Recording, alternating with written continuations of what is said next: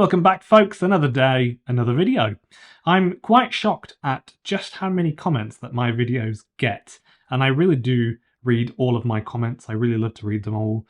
Sometimes it is a bit depressing, but generally I don't mind. It's just nice, and often I see familiar names in the comments, always commenting things on my videos, and I feel a bit like it's a community. I really like that. I know that word's a bit frowned at when you use that about the comments section on YouTube, but it really does feel quite nice. I really do read it.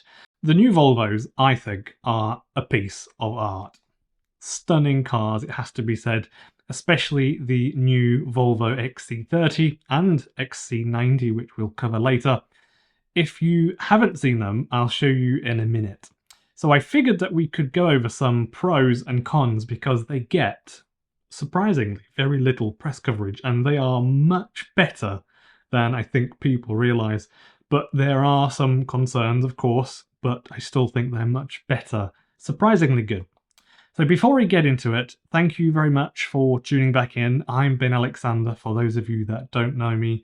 I make videos every day about EV news. Sometimes I make my own things too, things that I like to talk about, like this one, because the new Volvo EX30 is coming to Australia later on in this year, 2023.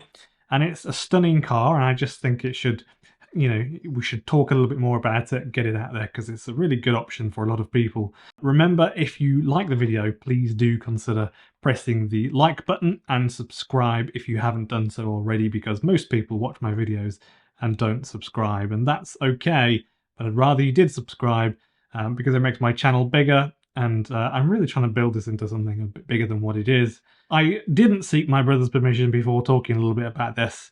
However, I'm sure it's fine. My brother actually bought a new Volvo a year or so ago. I don't know, maybe beginning of last year or something. The new XC40, I think it was. And I know he liked it at first. I know he still likes it now. But he lives in a fairly remote place in the UK, and the range is kind of causing him some stress. So you can get 200 miles roughly in it, and it really isn't enough for him, and he has complained a bit about the range dropping too much when the heater's on in winter, and he said that he regretted not spending the extra money getting, to just get the four-wheel drive version with two motors, because the torque steer is almost dangerous when you accelerate quickly with the standard front-wheel drive version. So that's what he said, for what it's worth. I just thought I'd drop that in there because it is poignant. I guess if you're a person that enjoys putting your toe down a little bit, you should, if you can, chuck some extra money at it, get the four-wheel drive one. And generally, especially for someone like me and most people, 200-mile range is fine. I can totally live with that. And almost every day of the year, that will do me.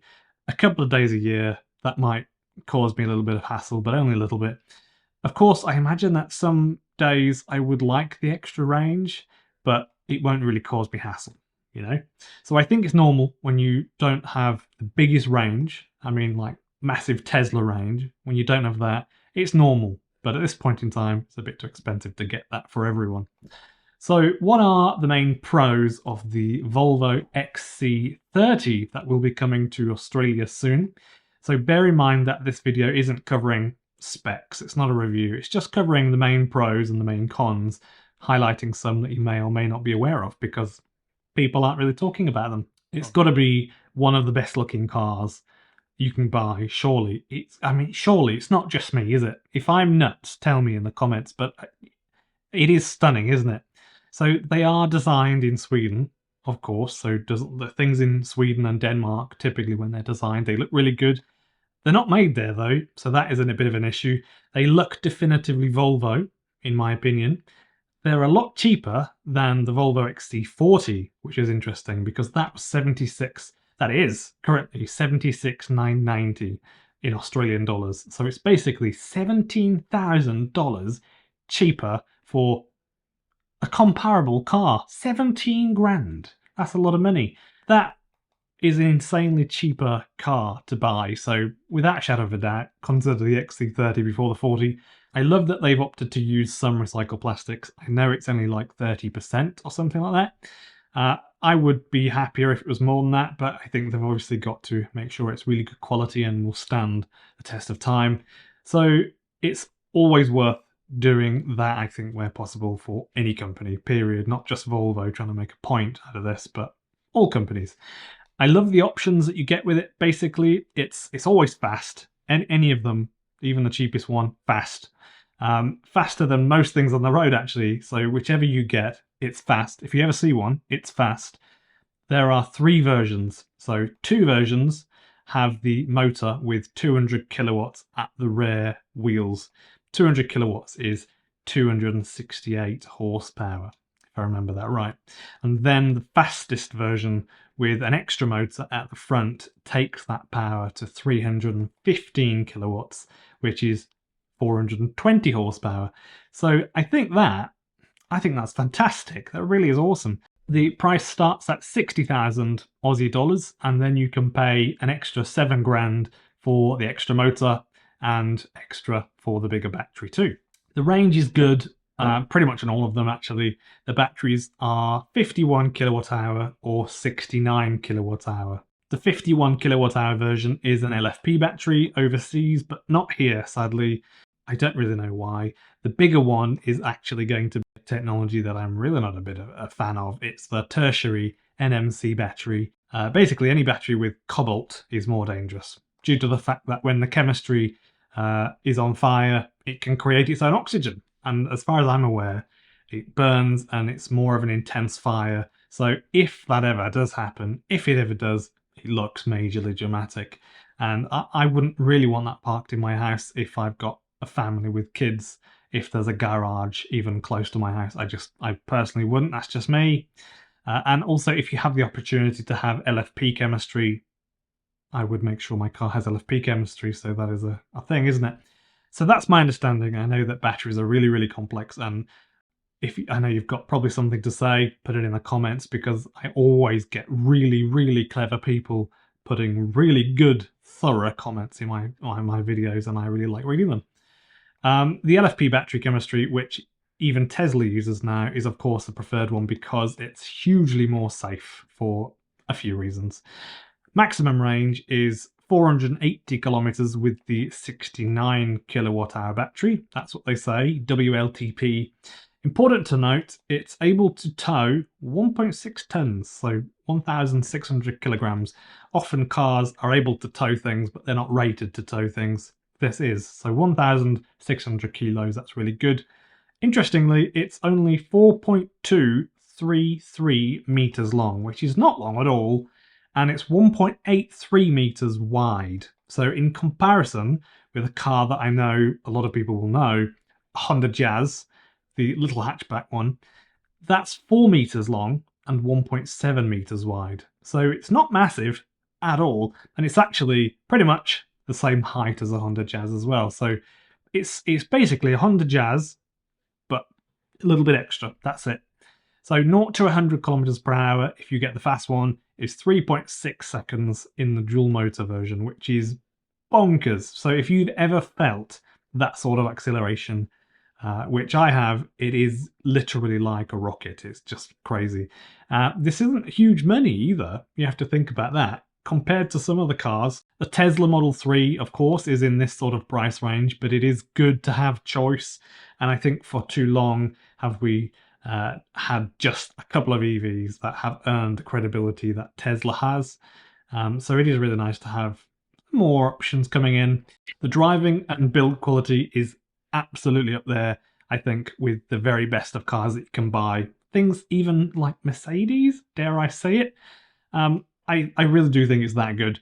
So I'll put the prices on the screen now for you. So let's get into the bad things now.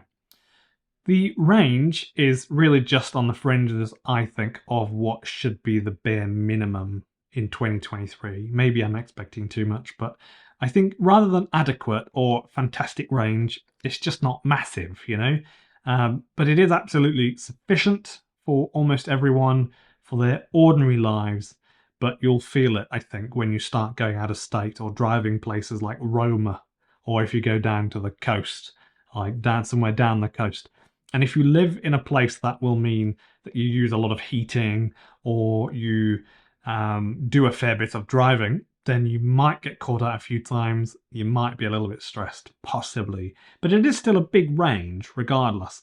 And it's a new, expensive car, and I think that some people feel that you're paying huge money to potentially have the inconvenience of having to stop and charge up, so they can go and get a brand new diesel car and rarely have to stop. I get this comment a lot in my videos, but it's not really a great argument, but I do get that comment a lot. The next thing that kind of takes the edge off of the coolness of buying a Volvo, in the olden days they were made in Sweden. These days they simply aren't. And if it isn't made in Sweden, then it's kind of lost some of that cool factor, at least to me, and I know a couple of other people that I've spoken with about it. It's lost some of that cool factor. I can't tell you how much I've read this in the comments as well. I read that a lot. Even if they're made in the Netherlands, it's not Sweden. And therefore, that is historically what has been one of the key identifiers for Volvo, is that it's a Swedish car. So honestly, I think there is a surprising lack of negatives for the Volvo XC30. I think they're so stunning, and they have most of the features that you would expect, I think, of a car from 2023. Not a big fan of pushing NMC chemistry at all, but it is there. So, and people will buy it and they're fine with it. For example, the MG does also use NMC chemistry, but the battery has the potential to just be dangerous, but also petrol and diesel does, doesn't it? So it's just like anything. NMC fires are just pretty vicious from what I've seen, so I'm just a bit weary of that. And also there's I think there's a guy, Will Prowse. He's a guy who talks about batteries a lot on the internet, and he's also of the same opinion. So thank you very much to the people that have joined on Buy Me a Coffee or Patreon or YouTube memberships. Links to these will be in the description below. And the cheapest and easiest way, though, if you want to help, is just press the like button for me. And remember to subscribe for more of my daily videos about EV news from around the world.